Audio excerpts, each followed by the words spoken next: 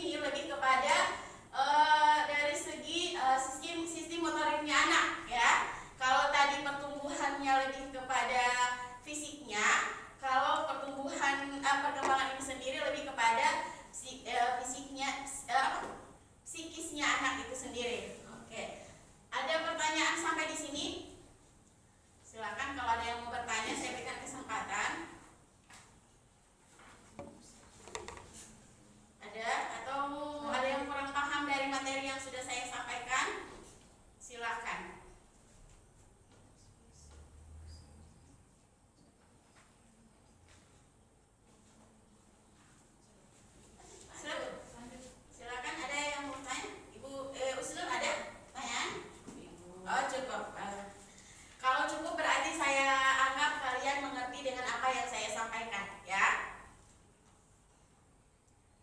Oke, tadi kalian sudah tahu perbedaan pertumbuhan dan perkembangan. Sekarang kita masuk pada ciri-ciri pertumbuhan dan perkembangan.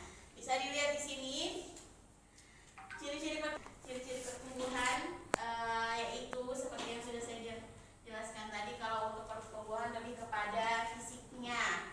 Nah, perubahan pada ukuran tubuh bersifat reversible atau tidak dapat kembali seperti semula, seperti halnya dengan postur tubuh kita atau tinggi badan kita yang tadinya sudah tinggi, tidak mungkin besoknya akan pendek lagi ya. Itulah ciri-ciri pertumbuhan, perkembangan. Nah, kalau perkembangan itu sendiri lebih pada progres individu, yaitu mulai dari lahir sampai ia mati. Itu singkatnya. Ada pertanyaan sampai di sini? Cukup. Oke. Kalau tidak ada pertanyaan, selanjutnya ada faktor-faktor yang mempengaruhi peserta didik. Nah, dalam faktor-faktor, saya mau tanya, ada yang tahu faktor-faktor apa yang mempengaruhi peserta didik? Ada satu saja yang saya. Lingkungan. Oke, faktor lingkungan. Berarti sekarang Ibu Dewi dan mencari teman satu orang untuk membahas faktor lingkungan. Nah, jadi faktor lingkungan itu ada apa saja? Ada beberapa faktor-faktor yang mempengaruhi perkembangan peserta didik. Jadi nanti teman-teman di sini akan saya bagi menjadi dua kelompok saja ya. Dua kelompok akan mencari atau akan membahas dan mendiskusikan apa itu faktor-faktor yang mempengaruhi perkembangan peserta didik. Saya kasih waktu 5 menit. Saya akan bagikan staples ini untuk bisa ditulis di sini dan bisa dipresentasikan sebentar nanti. Satu kelompok 2 orang. Ini Ibu. Dewi. Ibu Dewi dengan Bu Snow. Oke, sekarang dengan Rara. Situ Rara ya, mendekat teman. Oke, waktunya saya kasih 5 menit saja ya. Silakan kalian mencari atau mendiskusikan faktor-faktor apa yang mempengaruhi perkembangan peserta didik.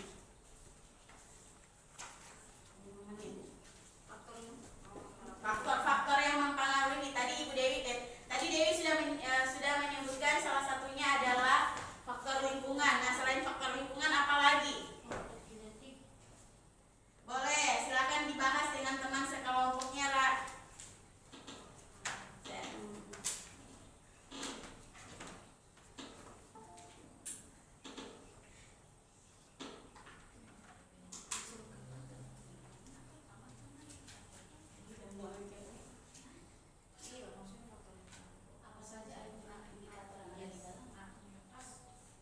Ada yang kurang dipahami? Kalau ada yang tidak dipahami dari tugas, bisa tanyakan langsung ke saya atau didiskusikan langsung dengan teman sekelompokmu.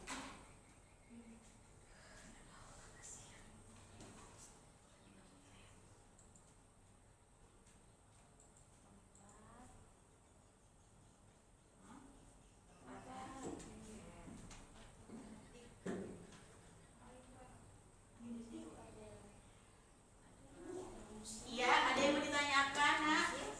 Silakan sayang. Apakah nutrisi itu berpengaruh dalam pertumbuhan anak? Oke, sebentar Tirara nanti akan diskusikan dengan teman di depan dan bisa tanyakan kepada teman-teman. Sebenarnya nutrisi itu berpengaruh tidak dengan perkembangan anak? Silakan ditulis. Nah, silakan ditulis. Nah, itu kalau misalnya nutrisi itu termasuk dalam faktor lingkungan apa? Faktor perkembangan apa? Bisa. Faktor perkembangan apa yang termasuk dalam nutrisi itu? Silakan diskusi sayang.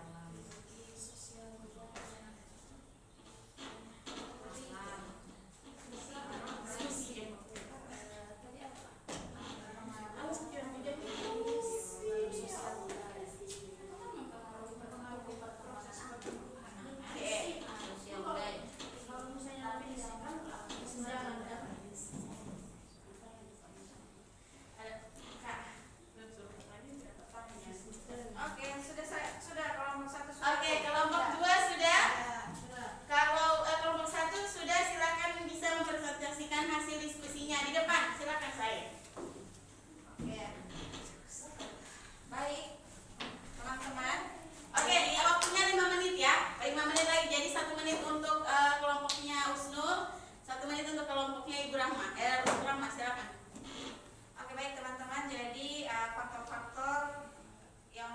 mempengaruhi perkembangan anak dilihat dari faktor lingkungan. Ada indikatornya, yakni ada faktor alam, faktor biologis, dan juga faktor sosial budaya. Seperti itu, Ibu. Iya, oke. Terus ada sanggahan dari kelompok sebelah. Silakan. Bu, saya tambahkan lagi. Oh, silakan. Oke. Silakan saya. Dalam faktor biologis itu dia di dalamnya termasuk adalah ada organisme ya yang hidup, terus interaksi sosial, dan faktor budaya itu termasuk gaya hidup, sosial ekonomi, dan lingkungan kerja. Seperti itu. Itu demikianlah pemaparan dari kelompok 1. Lebih dan kurangnya saya kembalikan. Oke, bagus. Tepuk tangan dulu untuk kelompok 1. Ada sanggahan dari kelompok 2. Silakan untuk mempersingkat waktu. Ada? Oh, ada, silakan. Ada? Tidak ada. Silakan kelompok 2 maju. Ayo. Ayo, Rara.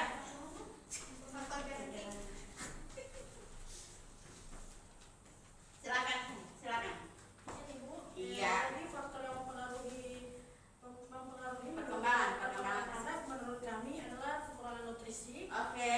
Kedua, mungkin faktor genetik dari dari orang tua. Oke, sekarang saya tanya faktor nutrisi. Nah, yang saya tanyakan, kira-kira kalau anak itu kekurangan nutrisi, apa yang akan terjadi? Stunting ya, stunting atau apa yang mempengaruhi proses pertumbuhan. iya, proses pertumbuhan.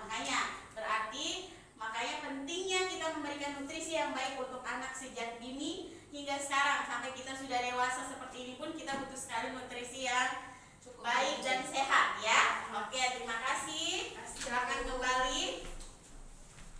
Oke. Ada satu lagi materi yang saya yaitu dari pembuahan atau dari anak lahir dari bayi 0 sampai 2 tahun itu bayi termasuk dalam kategori bayi. Terus yang kanak-kanak itu dia dia masuk di 2 sampai 6 tahun. Terus kalau kanak-kanak tengah itu yang sudah mau masuk remaja itu 6 sampai 12 tahun. Nah, kalau tahapan remaja 12 sampai 18 tahun, dewasa awal 18 sampai 40 tahun. Jadi kita sudah termasuk di dalam tahapan perkembangan dewasa awal ya. Dan dewasa tengah itu 40 sampai 60 tahun dan dewasa akhir 60 tahun atau kita sebut sebagai lansia ya. Paham ya? Saya rasa tahapan-tahapan perkembangan perkembangan manusia teman-teman sudah tahu semuanya. Oke. Sekarang saya langsung saja pada kesimpulan ya karena sudah mengingat waktu. Jadi kesimpulannya bahwa pertumbuhan dan perkembangan peserta didik adalah proses perubahan fisik, psikis, dan sosial yang berlangsung sepanjang atau rentang kehidupan manusia. Jadi perkembangan dipengaruhi oleh faktor internal, genetik, kesehatan, bakat, dan eksternal, keluarga, sekolah, lingkungan, budaya. Jadi memahami perkembangan peserta didik penting bagi pendidik agar dapat menyesuaikan metode, strategi, dan materi pembelajaran sesuai tahapan perkembangan serta mendukung potensi peserta didik secara optimal. Jadi saya harap dari materi ini teman-teman sudah ada gambaran bagaimana ketika kita akan turun ke sekolah, misalnya kita yang akan jadi guru SD, bagaimana cara menghadapi atau menerima tantangan perkembangan anak yang beragam di dalam kelas.